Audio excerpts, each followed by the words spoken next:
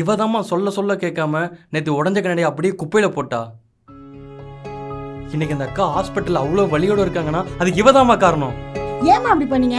நாங்களும் உங்களை மாதிரி மனுஷங்க தானமா. நாங்க குப்பையிலே இருக்கிறதுனால உங்க பார்வைக்கு நீங்க தூக்கி போடுற குப்பையா தெரியுமா நாங்க? சொல்லுங்க. ஆமா, கொஞ்ச நேரத்துக்கு முன்னாடி நீங்க என்ன பேசுனீங்க நீங்களே யோசிச்சு பாருங்க. நான் நினைச்சா இப்ப கூட உங்க மேல கம்ப்ளைண்ட் பண்ண முடியும். மாமா அப்படி எதுவும் பண்றாதீங்கம்மா. தம்பி, உங்களுக்காக தான் இவ்வளவு நேரம் பொறுமையா பேசிட்டு இருக்கேன், இல்லைன்னா நடக்கிறதே வேற. மா விடுங்கம்மா.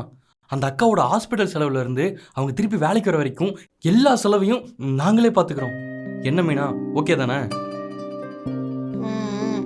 ஒரு நிமிஷம், என்ன மன்னிச்சிருங்க.